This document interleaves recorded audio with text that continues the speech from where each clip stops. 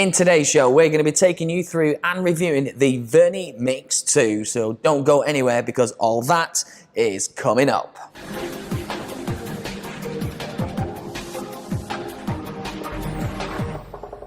Hi YouTube and welcome back to MMB Tech TV. My name is Ryan, and if this is the first time you're coming here and you want to keep up to date with all things tech that are affordable for the family, all you need to do is make sure you hit subscribe and hit the bell so you don't miss anything. Now, in today's show, we're going to take you through and review the Vernee Mix 2. Now, some of you may know, a lot of these Chinese smartphones, they are now up and coming, and they're coming fast. A lot of them are almost meeting the same standards as what you would expect from things like Samsung, OnePlus, Apple, but they're doing all this at just a fraction of the cost. And today, I'm going to show you the Vernee Mix 2, and that is no different. What we're going to do, we'll delve into the box, see what you get included, and of course find out exactly what the unit does. Now, I've had the unit for about a week, 2 weeks. I've been using it as my daily driver for calls, texts, Facebook, that kind of thing, and overall I'm quite impressed. But what I want to know is, what are your comments? What are your thoughts on the phone? Do you have a Vernee Mix 2? Or perhaps you just want to give me your feedback on it and your opinion. You know exactly what to do. All you need to do is get them comments in the box below and let's have that conversation. But while that's happening, let's go and take a little closer look into the box and what you get with the Vernee Mix 2. So here we have the Vernee Mix 2. Nice, plain, simple packaging with its nice little shimmer just on the top there.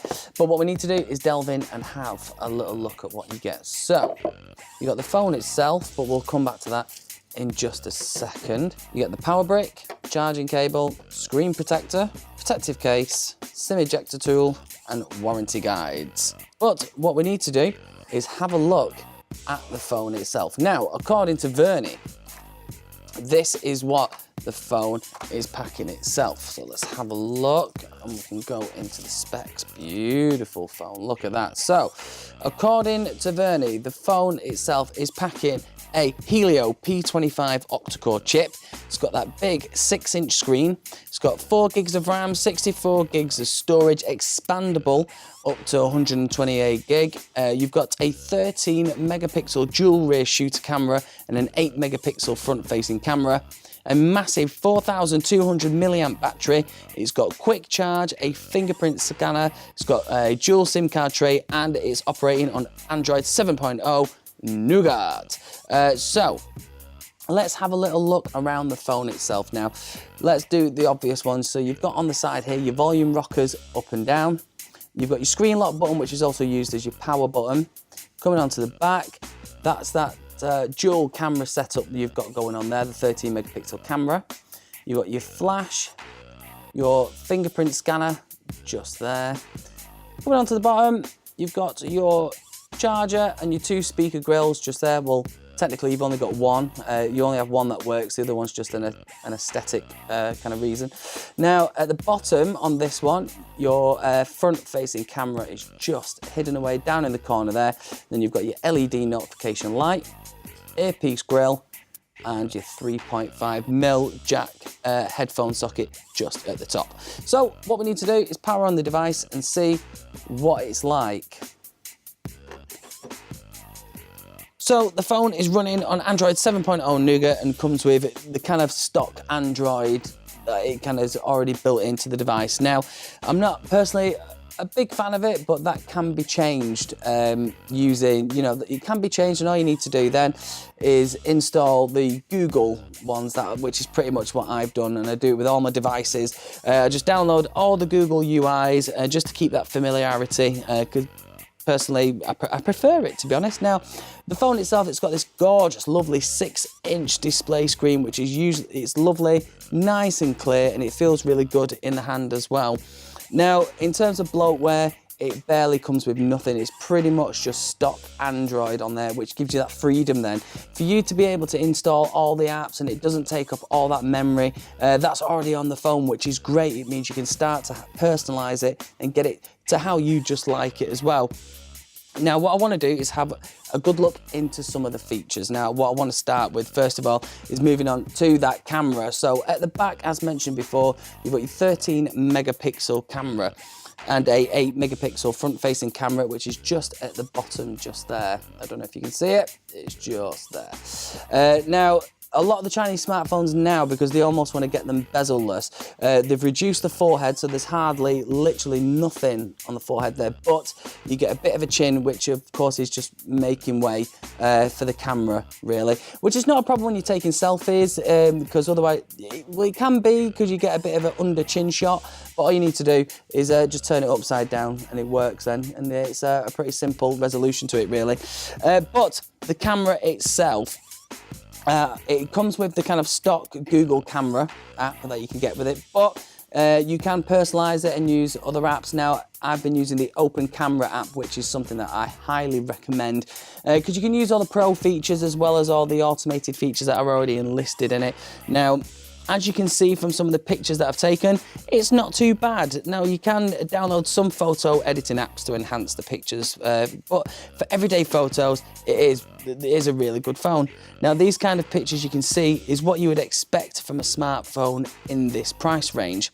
Now, moving on to the gorgeous display. Now, it's got a 6-inch wide screen, which gives you a great view for when you're doing various apps or you're going on the web, that kind of thing. It's great. It gives it a really good viewing experience. Now, it does have a small issue because of its size. Now, if you're going on things like YouTube, for example, and you want to watch a video, most videos at the moment have not been created for phones this size. So what you do is you do get the bars at the side. So for example, let's watch a great channel, MMB Tech TV. Let's watch that. So as you can see, there are these thin bars just at the side, which doesn't bother me, but it may bother some people. There is a simple fix. All you need to do is swipe out and then it fills the screen. But the only issue you do get, it can trim some of the bits on the video. But if that doesn't bother you, it doesn't bother me, which is not that bad, but you know, it may bother some people. But it is a simple fix. But that would be, because of the image size and because of the screen size, that would be the only downside for me, really. But it doesn't bother me. Now, the battery life is fantastic and lasts a full day of kind of general use without a single charge. Now, it handles all your daily tasks that you do, from going on Facebook, Instagram, Snapchat, without even touching the battery, and that's due to the massive 4,200 milliamp battery that it has on board. Now, with regards to gaming, whilst using the smartphone, now the colours look bright, vibrant. General gameplay is great, especially playing games on screens this size. Now, the phone will get a tad warm after a duration of playing games, but nothing you would worry about. There's hardly no lag, or noticeable lagging anyway, that I experienced while playing games, but otherwise it handles them really, really well. Now, the audio on the phone could have been done with being a tad better, in my opinion. When you look at the bottom, as you'll see, there are two grills, as I mentioned before. Now, one is an actual working speaker. The other is just there for aesthetic reasons. Now, if you're really bothered about how loud the phone can get, then perhaps this might not be the one for you. But if you're using it for general everyday use, and you're generally kind of happy with just not too bad sound, to be honest, then this might be the one for you, all right? Now, I'm not too fussed about it, but you can buy apps out there to use to enhance the audio. Now, if I play reality headset, all that is coming up. It's not too bad. It's not too bad. It is a tiny bit tinny, but again, you can buy apps out there that you can use to enhance the audio or even make it louder. So just have a look around the Google store, and if I do find a decent one, I'll pop it in the description below. Now, seeing as it is a Chinese smartphone, there's usually a couple of quirky little things normally out, in my experience, that I've found with them. And with this, what you can do is it enters split screen mode in a really weird way. You've got your volume rockers just on the side there. Now, if you press it, if you go to press down, so perhaps if you're listening to this, and you wanted to turn the volume down really, really quickly, you hold your finger down, and what it does then, it enters split screen mode. Now, at the moment, there are no way of disabling that, unfortunately, so what you do have to do is nudge it slowly, just like that. It's as simple as that, all right? Now, you can do some quick call to action bits as well. All you need to do, on the hold button, on the power button just there, you can tap it twice, and then of course it'll give you an action on what you want it to do, and you can control that feature as well. Now, with it being a budget smartphone, I'm relatively impressed with the fingerprint scanner. Now, it's just at the back there in the middle. It's in a great location, center of the phone. Now, I haven't got particularly big hands, so you don't even really have to stretch to do it. And it is pretty accurate. Now, at the moment, I'm not putting my finger on it properly, just testing it to see how it works. It takes about half a second really to kind of get it going. But for a budget smartphone in this price range, I'm quite happy with it anyway. And finally, some of you are quite into finding out the scores for Geekbench and the Antutu benchmark scores, so let's bring them to you and have a look. This is the Geekbench scores. And this is the Antutu benchmark score. So overall, what do I think? Overall, this is a great high-performance phone in this price range.